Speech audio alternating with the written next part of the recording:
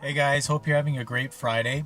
I just got to thinking today, and I've been thinking about this for a while, obviously, because our model around estimates are kind of different from what you're seeing advertised out there, and that's the whole concept around free estimates.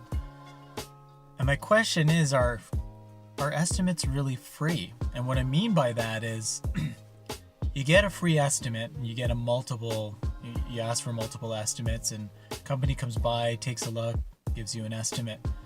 But in the end, does that estimate hold true? And I would say most of the time, those numbers will change.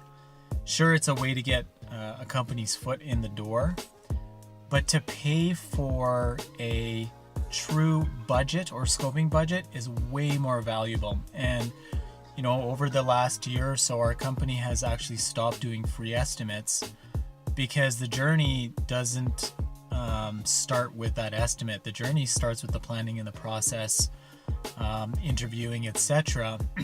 But to have the right people coming into your home to assess the cost outside of a generic estimate is way more valuable. So I guess my question to you is, would you pay for an estimate? No, sorry, would you pay for a real scoping budget as per the plans that have been put in place and the correct trades to be able to quote on those numbers?